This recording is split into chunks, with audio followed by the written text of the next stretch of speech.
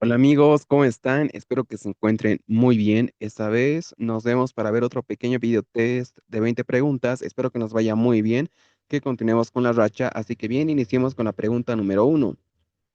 Mujer de 21 años con astenia, fiebre, dolor óseo y pancitopenia, nos da el hemograma, que claramente es de una pancitopenia, y el diagnóstico más probable será linfoma, mieloma, mielodisplasia, aplasia medular o leucemia linfática aguda. Pregunta que sí es algo compleja. Comencemos por el linfoma. El linfoma debuta con adenopatías, con el tumor, pero que haya pancitopenia no es lo más característico. Mieloma, el mieloma tiene, sí, dolor óseo, estamos en lo correcto, pero también altera la función renal, cosa que no tenemos acá. Y que venga con pancitopenia sería, no sé, muy raro. Mielodisplasia. Mielodisplasia sí puede venir con pancitopenia, pero acá tenemos una paciente sexo femenino de 21 años. Por lo general, la mielodisplasia se da en adultos mayores. Acá sería extremadamente raro. Plasia medular, pues podría ser por la pancitopenia, lo explica bien, pero no es típico que venga con fiebre o al menos que venga con dolor óseo, no es frecuente. Leucemia linfática aguda por la edad, sí. 21 años, fiebre, rocio, astenia, pero la pancitopenia no es lo más característico, no viene con pancitopenia. Es más, los leucocitos que estén tan disminuidos tampoco es algo característico. Incluso la leucemia linfática aguda podría ser lo correcto, pero hay una leucemia que es una leucemia aleucémica, donde sí los leucocitos están disminuidos y podría explicar tal vez que haya pancitopenia, pero en este caso simplemente nos dice leucemia linfática aguda nada más. Quizás no sea lo correcto. En ese sentido es que sí es un poco complejo responder. Hay partes que sí son propios de las alternativas, pero hay partes que no son para nada frecuentes. Entonces, yo pienso que aplasia medular, a pesar de que tenga dolor óseo, la pancitopenia, pienso que es lo más característico en este enunciado, así que vamos por aplasia. Y estamos bien. La pancitopenia es la disminución simultánea de glóbulos rojos, blancos y plaquetas de todas las líneas celulares, reflejando un fallo en la producción medular. Una de sus principales causas es la aplasia. Esta aplasia se caracteriza por una médula ósea celular reemplazada por grasa sin capacidad, sin capacidad de generar células sanguíneas, manifestándose por anemia, infecciones. Y el dolor óseo no es típico, sí, a diferencia de la leucemia aguda. Esto es En la leucemia aguda hay presencia de blastos periféricos que no tenemos acá. Por eso es que muchas veces en las preguntas de hematología, el hemograma manda. Obviamente igual es importante, pero el hemograma muchas veces es lo que les dije, diferenciamos de mielodisplasia. Sí puede dar este hemograma, pero la edad no corresponde. Pero es mucho más frecuente que en la fase medular encontremos pacientes. Vamos con la pregunta número 2. Ojo con esa preguntita que estaba compleja. No recuerdo si eso lo vimos en una reconstrucción. Es altamente buena para que vaya a una compra. Vamos con la pregunta 2. ¿Qué tipo de lesión anogenital aparece en sífilis secundaria? Verrugas vulgares secas, papilomas verrugosos, herpes simple recurrente, neoplasia intraepitelial leve o condiloma plano húmedo. Verruga vulgar seca no. Esto es propio de virus papiloma humano. Incluso al decirnos verruga, es clave. Recuerdan que es medio arrugado, arruga, un poco peludo igual puede ser. Papiloma verrugoso igual es propio de virus de papiloma humano. Herpes simple de herpes. Neoplasia intraepitelial leve también viene con virus de papiloma humano. Condiloma plano húmedo, esto sí que sería propio de la sífilis secundaria si fuera una lesión anogenital, cosa que no es lo más frecuente que vamos, pero igual está bien. Un dato importante. Ojo que eso seguro a veces me parece que igual son pápulas. me parece, pero continuo plano húmedo sería lo que más se acercaría. Veamos si estamos bien y la explicación nos dice los condilomas planos o pápulas húmedas son lesiones anogenitales características de la sífilis secundaria. Se presentan como lesiones lisas de color grisáceo rosado y con superficie húmeda. Todos conocemos al trastorno pálido. Son altamente contagiosas, a diferencia de las verrugas virales, no presentan tóxico ni contienen ADN viral. Con tratamiento antibiótico adecuado, obviamente, sana por completo. Vamos con la pregunta número 3. ¿Cuál de las siguientes formas de presentación clínica es más frecuente en la actualidad en el carcinoma de células renales? Hallazgo incidental de masa renal asintomática en ecografía o tomografía abdominal, hipercalcemia secundaria, producción de péptidos similar a PTH, triada de hematuria, dolor en flanco y masa palpable, varicocele derecho de inicio agudo que no reduce en decúbito, síndrome de Stauffer con alteración hepática no metastásica. Pregunta que sí está compleja. No nos vamos a hacer problema. Acá en la actualidad, será actualidad para las guías. Sé que ya hace mucho tiempo. Pero la clave, pienso yo, que está relacionado con las pruebas de imagen. Vamos a ver por qué. Por ejemplo, la alternativa de síndrome de Stauffer es un síndrome craneoplásico de este tipo de cáncer. Y este síndrome en específico causa alteración hepática, cosa que no es la forma de presentación más frecuente. Varicocele derecho, eso tampoco, se debe a infiltración por la vena cava. Tríada clásica de hematuria, dolor esto es lo que nos enseñan. Esto es lo típico con lo que viene un paciente que presentará carcinoma de células renales. Pero ojo, que sea la presentación típica, no es la más frecuente, ya que esto se dará en casos donde el tumor ya lo tuvo el paciente durante mucho tiempo, en fases ya muy crónicas para que sea sintomático. Entonces, no es la forma más frecuente donde tengamos los síntomas, o la clínica, o la presentación en este caso. Hipercalcemia secundaria, eso también es por un síndrome paraneoplásico, extremadamente raro que haya hipercalcemia secundaria, producción de péptidos similar a PTH, súper raro. Hallazgo incidental, esto sí, como les dije, las imágenes son la clave, y esta será la forma más frecuente de presentación de un carcinoma de células renales. Por el hecho de que me parece que más del 60-40% serán de esta manera, de manera incidental. Entonces la marcamos y ya estamos bien.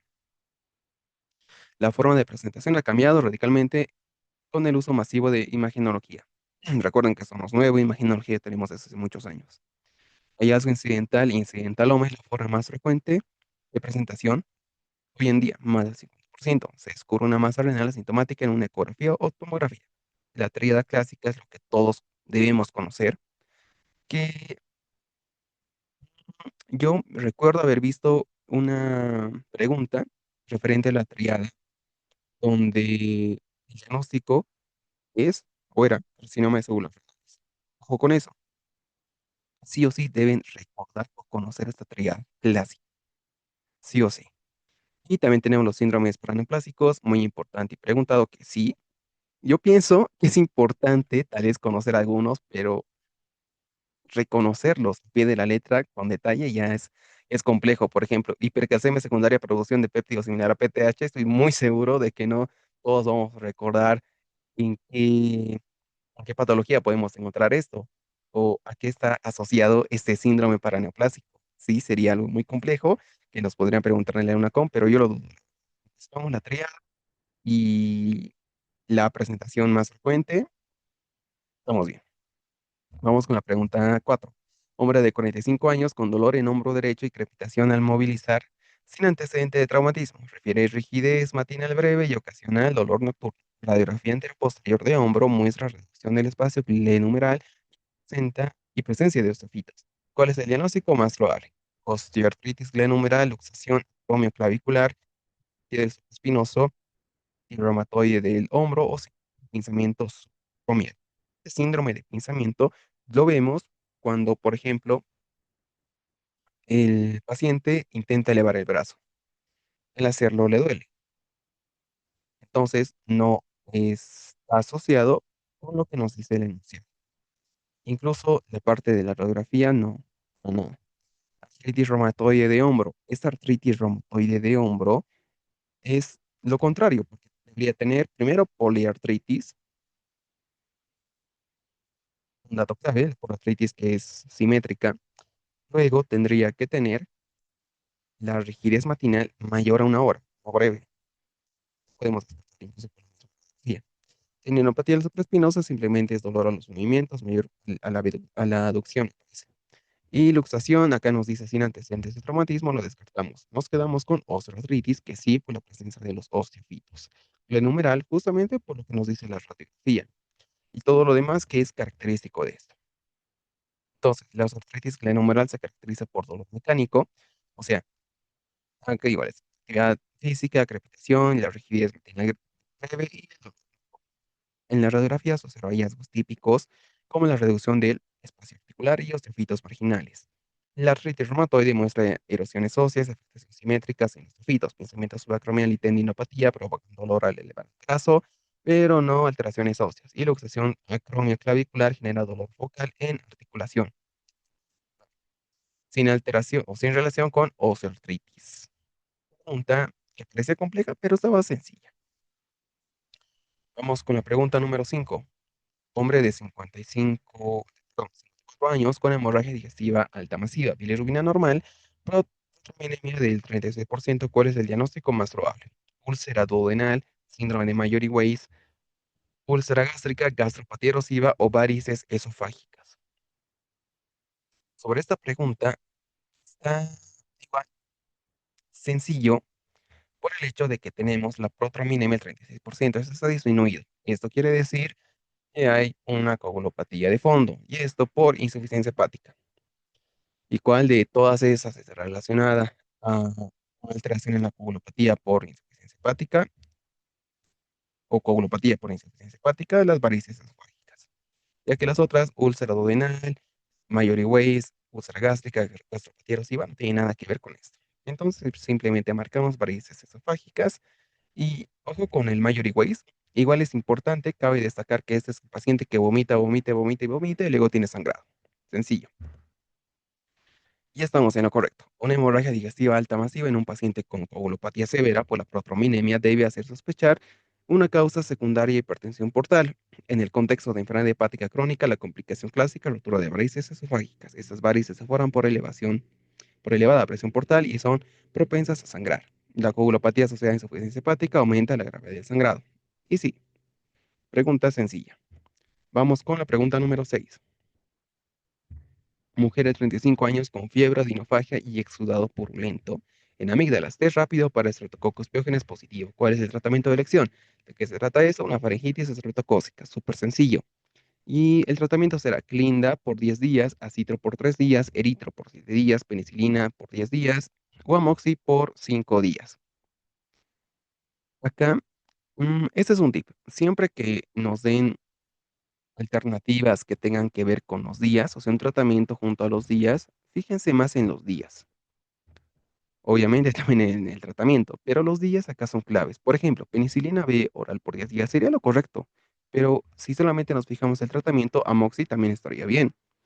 Si tal vez estamos muy apurados, que nos pise el tiempo en el examen, podemos ver amoxi y directamente la marcamos como si fuera buena. Sin embargo, acá que diga 10 días cambia todo, y eso es lo correcto. Por los días, esta es incorrecta. Eritro y acitro son alternativas en caso de alergia. Y clinda tal vez en un caso muy grave, refractario, que no responda a nada porque es un tratamiento muy severo. Y marcamos penicilina, seguramente estamos en lo correcto y la explicación nos dice, la penicilina viral por 10 días continúa siendo el tratamiento de primera línea. Yo diría más por los días acá. Erradica de manera eficaz al estreptococcus beta hemolítico del grupo A y previene complicaciones como la fiebre reumática. Sencillo. Vamos con la pregunta número 7. Efecto adverso típico de la metformina: incremento de peso significativo, pancreatitis, hipoglucemia grave, edema periférico, trastorno gastrointestinal y posible acidosis láctica. Sencillo, incremento de peso, no, más bien disminuye el peso. Pancreatitis y fármaco para la diabetes estará asociado a la pancreatitis? Muy probablemente el liraglutide. Hipoglucemia grave, no, porque no secreta insulina. Edema periférico, ¿cuál estará relacionado al edema periférico? Me parece que es la pioglitazona, me parece. Y trastornos gastrointestinales, sí, recuerden, un tip clave es que la metformina muchas veces causa diarrea. Esa es la clave. Y esto estará asociado a trastornos gastrointestinales. Sencillo. Y posible acidosis láctica. Entonces la marcamos y estamos en lo correcto. Los efectos adversos de la metformina se dividen en los comunes y extremadamente raros. Los más frecuentes, más del 30%, son trastornos gastrointestinales, siendo la diarrea la más, pero la más frecuente. Esos síntomas suelen ser dosis dependientes y mejoran con el tiempo. La acidosis láctica sería algo muy malo, una complicación muy rara, que ocurre cuando el fármaco acumula niveles tóxicos. ¿Y qué más tenemos acá? Ah, y esto de acá, eso de la vitamina B. Recuerden que este es igual sumamente raro. Hace mucho tiempo, o sea, hace muchos meses, surgió un debate muy grande sobre el uso o sobre la neuropatía por metformina. Pero sepamos que puede ser un efecto adverso raro, extremadamente raro, estamos bien. Así que vamos con la pregunta número 8. ¿Qué utilidad tiene el indicador de cobertura vacunal? Tasa de natalidad, número de casos de sarampión, proporción de la población vacunada con una dosis específica, incidencia de gripe, tasa de mortalidad. La tasa de natalidad no es lo correcto. Esto nos indica nacimientos, número de casos de sarampión, incidencia. Proporción de población vacunada, esto sí, estamos bien. Incidencia de gripe, pues incidencia de gripe. Tasa de mortalidad nos indicará la mortalidad. Sencillo. Entonces simplemente marcamos la alternativa C. Y estamos bien. Entonces esta cobertura representa el porcentaje de la población objetivo que ha recibido una vacuna específica, siendo un indicador clave para los programas de inmunización. Tiene su propósito, que es medir el alcance, su importancia, que es la inmunidad colectiva, su aplicación. Yo pienso acá que la explicación es lo más importante por el hecho de que nos da propósito, importancia, aplicación, datos claves.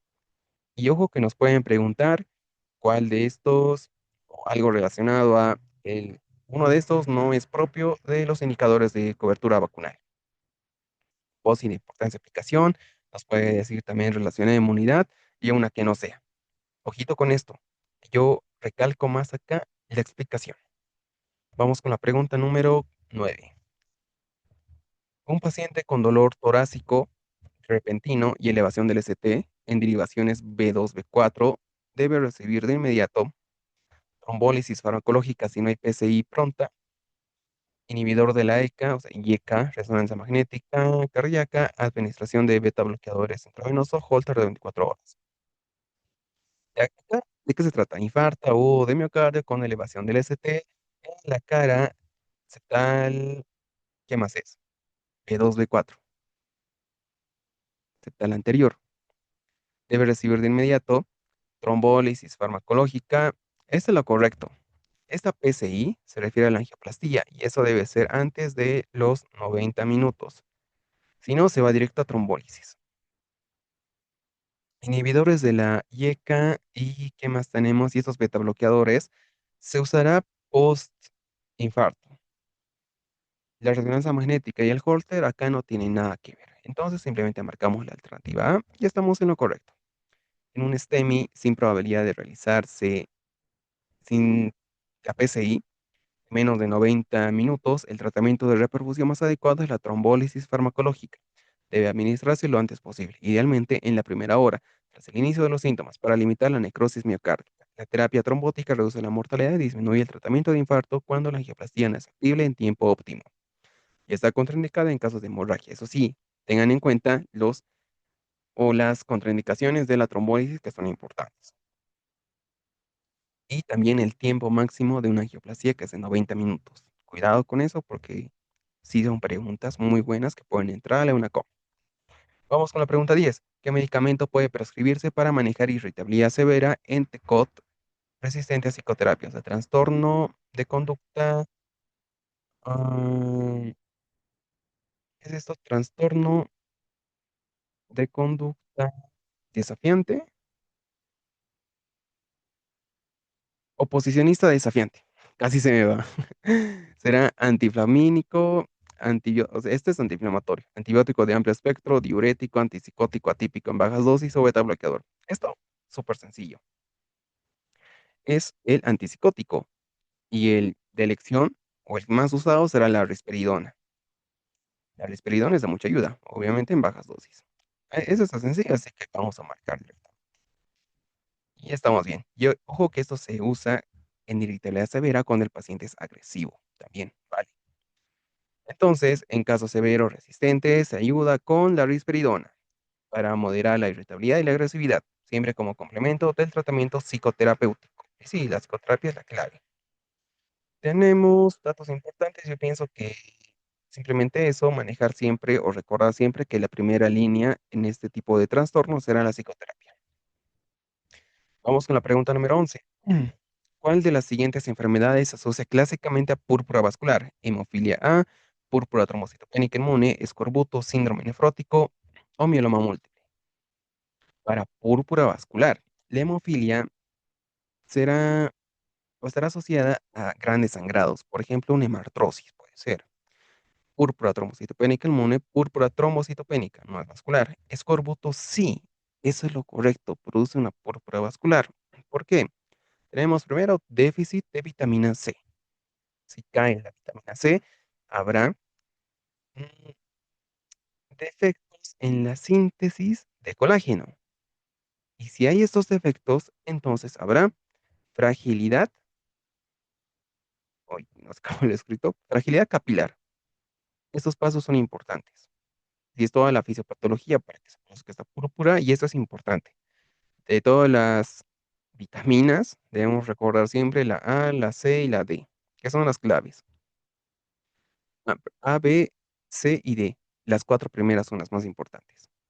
¿Y qué más tenemos? Síndrome nefrótico, que no estaría asociado a una púrpura vascular y mieloma múltiple tampoco. Entonces, marcamos la alternativa C y ojo que la vitamina C no está para nada o no tiene efecto sobre gripes. Así que igual, tengan eso en mente. El escorbuto, resultado de una deficiencia de vitamina C, altera el metabolismo del colágeno y genera fragilidad en la pared vascular, provocando una púrpura vascular caracterizada por máculas peteicas y equimosis. ¿Y qué más tenemos? Esta debilidad estructural facilita sangrados perifoliculares y hemorragias en encías. Estas hemorragias en encías también son otro dato muy clásico del escorbuto.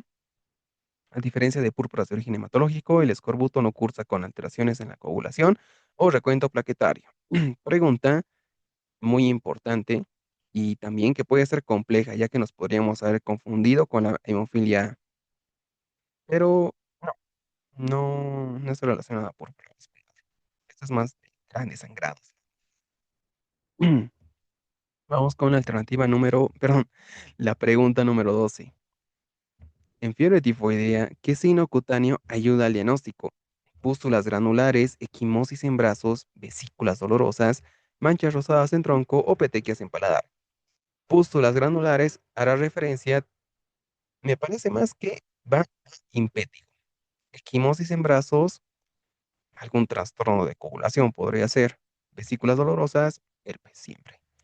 Manchas rosadas en tronco, esto sí, sería lo más acercado a una fiebre tifoidea.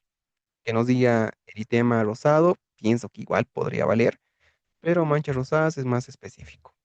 Petequias en paladar, ¿a qué puede hacer referencia? Quizás a una mononucleosis.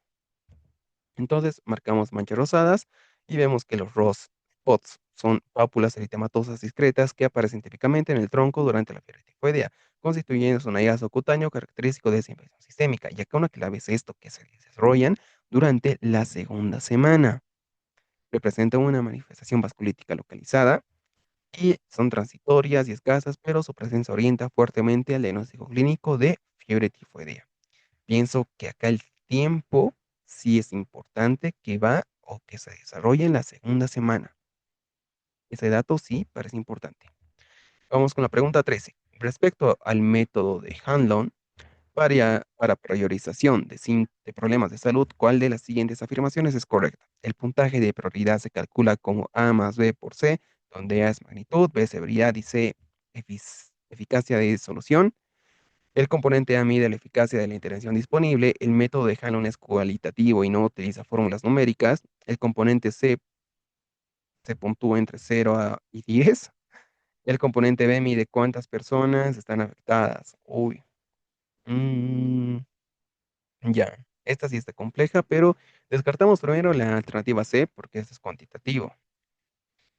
Y acá, vean, esto sí me parece importante. Acá A nos dice que es magnitud, B severidad, C eficacia. Y sí, el método de Calhoun es un método que deben recordar. Si es importante, me parece que es de todos los métodos el más importante para la priorización de problemas de salud. Obviamente hablando de salud pública. En ese sentido, es que sí debemos recordar al menos la A, la B y la C, ya que es asociado. Magnitud, severidad y eficacia. Entonces, que la alternativa B nos diga que la mide eficacia es incorrecto. Que la B mide cuántas personas están afectadas también es incorrecto, ya que nos mide severidad. La C nos dice entre 0 y 10 puntos. Esto de los puntos es un detalle muy grande, un detalle soberbio, cosa que no todos podemos recordar.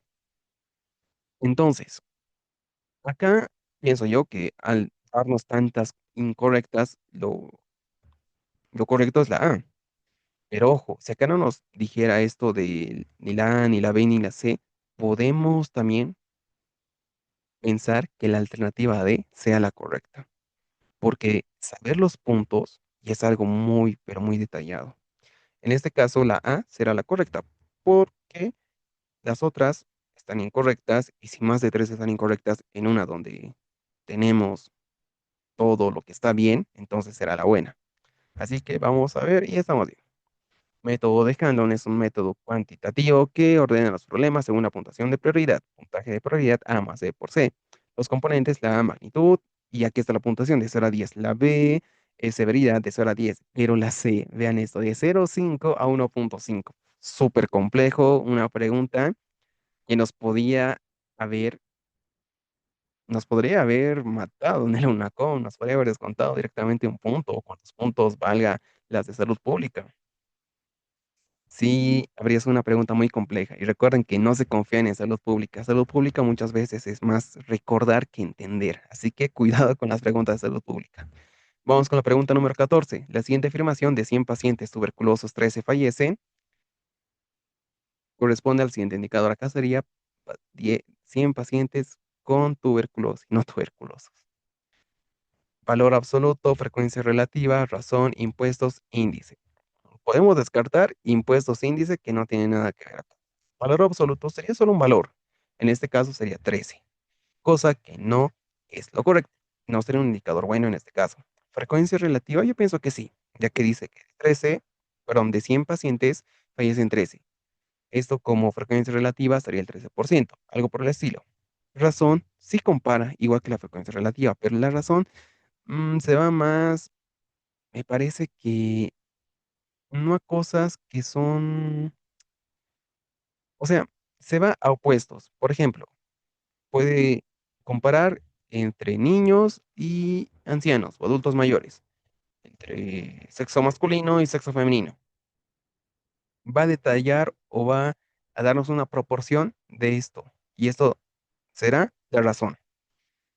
Parece muy complejo, pero, pero lo correcto acá es frecuencia relativa.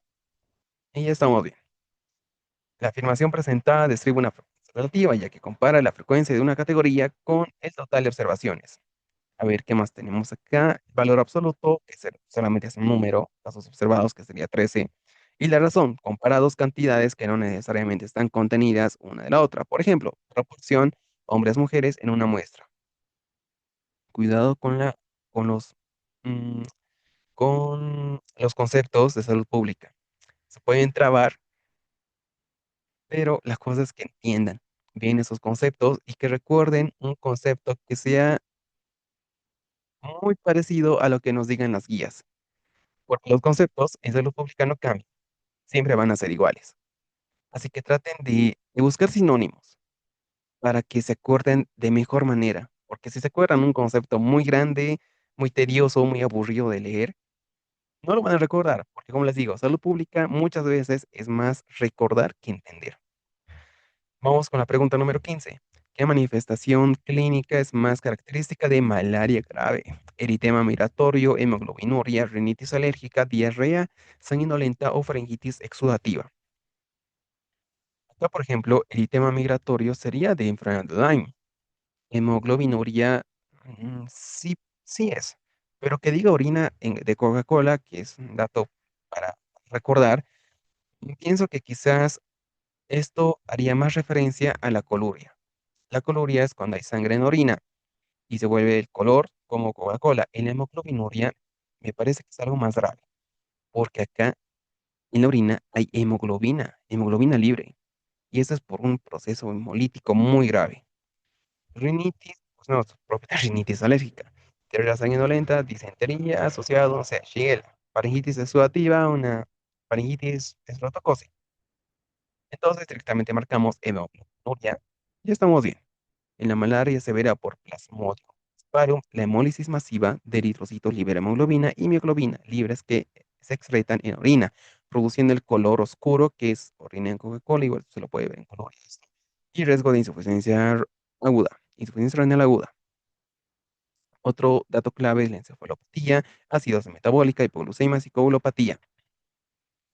Ya la encefalopatía sí es importante y la coagulopatía. Y esto sería, pienso, los puntos más importantes de esta pregunta, que si no se olviden de las enfermedades tropicales. Vamos con la pregunta 16. Una paciente con tumor que comprime el tallo hipoficiario, ¿qué alteración no se esperaría encontrar? Niveles bajos de prolactina, intolerancia al frío, niveles bajos de cortisol, amenorrea, síntomas de hipotiroidismo. Esto es sencillo y muy bonito de explicar. Primero nos dice que el paciente tiene un tumor. ¿Y dónde es? En el tallo hipofisario. Entonces, un tumor en la hipófisis. Recuerden que la hipófisis tiene feedback positivo. ¿Con qué? Con la ACTH, TSH, FSH, LH. En este caso lo vamos a hacer muy didáctico. Digamos que aquí está la hipófisis. Niveles bajos de cortisol, sí. ¿Por qué?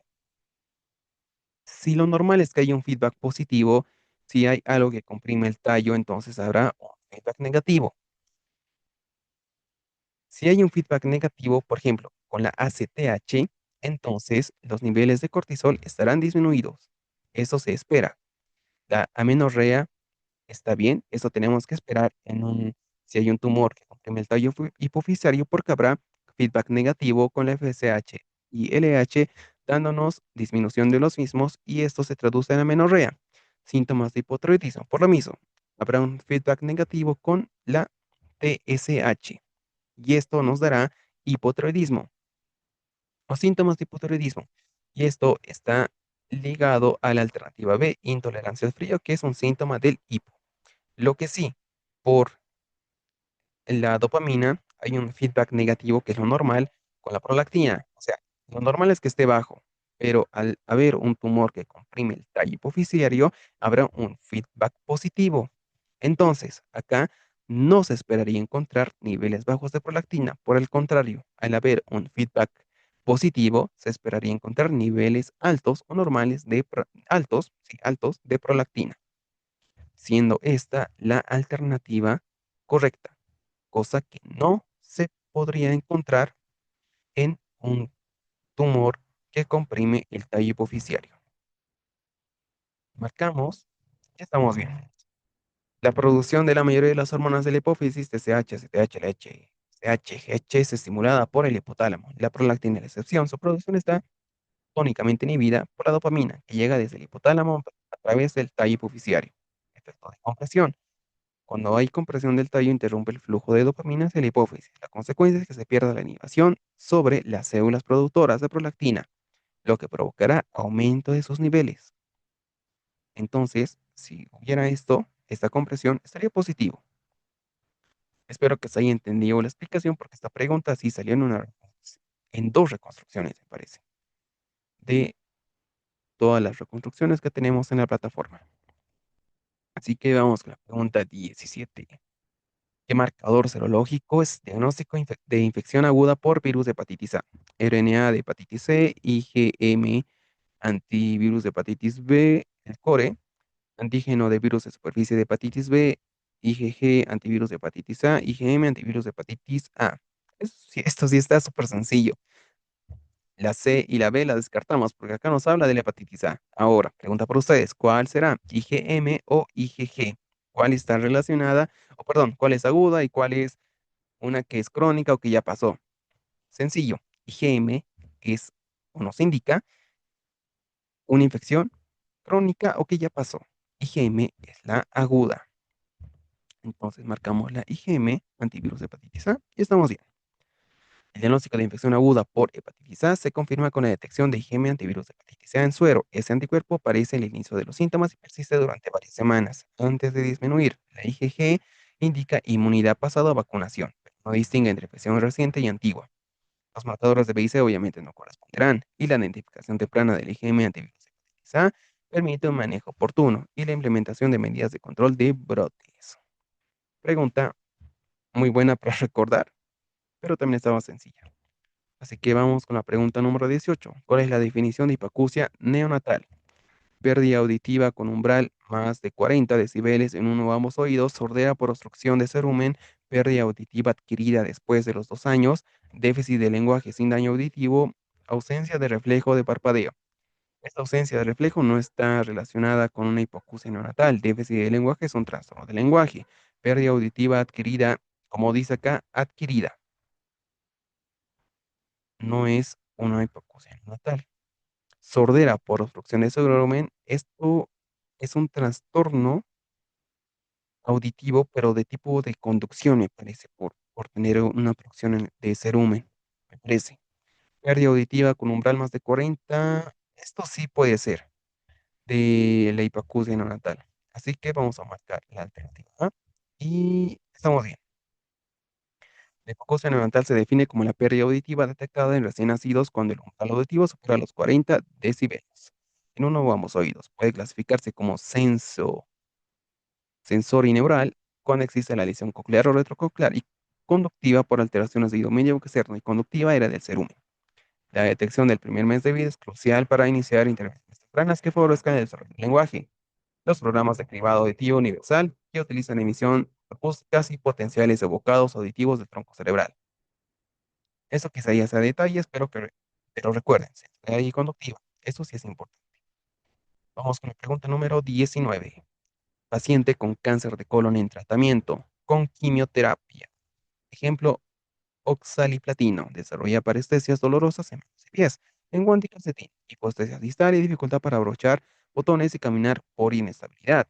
Las velocidades de conducción nerviosa muestran una neuropatía predominantemente axonal sensitivo-motora. ¿Cuál es la causa más probable de esta polineuropatía? Síndrome paraneoplásico neurológico, infección oportunista del sistema nervioso periférico, compresión medular por metástasis, polineuropatía inducida por quimioterapia, deficiencia nutricional severa por el cáncer. Uy, esta sí está. Mm, A ver, datos clave. Paciente con cáncer, tratamiento con quimio. Después desarrolla esta polineuropatía. Además, ¿qué más tenemos? Las velocidades de conducción nerviosa muestran neuropatía predominante, tipo axonal, sensitivo motora. Ya. Síndrome paraneoplásico, sí, al ser un paraneoplásico puede darnos este dato de polineuropatías, que sea axonal, sensitivo motora, sí, puede ser. Yo lo dejaría en que sí, esto sería lo correcto. Infección oportunista del sistema nervioso periférico, no, nos tenía que dar datos, por ejemplo, rigidez de nuca, un dato clave para una infección, y tenía que ser algo muy grave, así que no tenemos acá. Compresión medular por metástasis. Una compresión medular nos daría lesión medular que se traduce en discapacidad motora.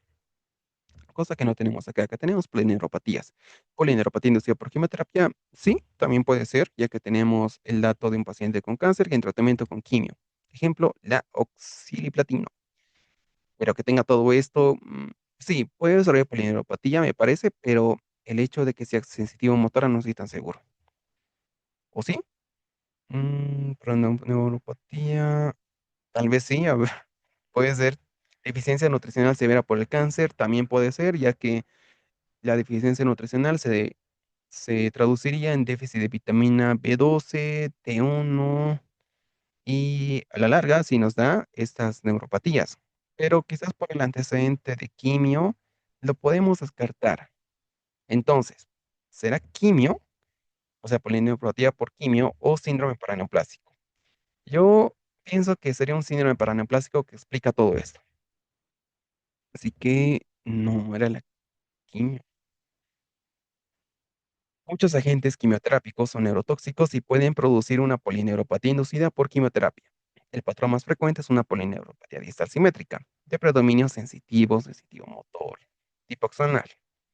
Los síntomas parestesias, a menudo dolorosas, digesterias, hipoestesias en cuanto a calcetín y en casos severos, debilidad distal y ataxia sensorial. Luego nos da todos los fármacos. Recuerden que los fármacos de quimio no son lo que debemos recordar. Sí son importantes, pero no debemos acordarnos de esto. Así que una pregunta muy compleja, pero que estaba importante también. Tal vez hay una pregunta de esas en el UNACO. Vamos con la pregunta número 20. Niño de 7 meses con fiebre alta, más de 40 grados, sin decaimiento apreciable ni erupción cutánea. ¿Qué hallazgo es esperable? Petequias generalizadas, placas blancas en orofaringe, exantema morbiliforme, hematuria, úlceras en paladar blando. Pregunta que también está compleja. ¿Ustedes cómo asociarían 7 meses con fiebre alta que aparentemente está bien, pero que no tiene ni erosión cutánea? Unas petequias generalizadas sería algo muy grave, como una meningococcemia, por ejemplo. Placas blandas en orofaringe, por eso una faringitis estreptocócica, cosa que sería incorrecta. Exantema morbiliforme. ¿Pensando en qué? Esa sería la pregunta. ¿En qué estamos pensando? Pienso yo que hay una que es el exantema súbito, me parece. Dejen en los comentarios cuál enfermedad creen ustedes antes de responder. Hematuria, no, hematuria sería, no sé, una infección urinaria grave. Úlceras en paladar blando, no, eso sería de pangina, además tiene que tener disfagia, todas estas cosas. Piensan en un exantema súbito, un exantema morbiliforme sería lo correcto, ya que tenemos esta fiebre alta que luego cederá y aparecerá el exantema. Y estamos bien, un lactante con fiebre muy alta, 3 a 5 días, pero como en estado general, presenta un cuadro típico de un exantema súbito por virus herpes 6. Tendrá fiebre alta, desaparición súbita de la fiebre y luego el exantema. La etiología, virus herpes 6, no se olviden, importantísimo. En fin, ya acabamos las 20 preguntas. Espero que todos hayan respondido bien. Acá tuvimos un problema con la 19 que sí estaba muy compleja, pero estoy seguro que ustedes sí respondieron bien. Así que sigamos estudiando y nos vemos en otro video.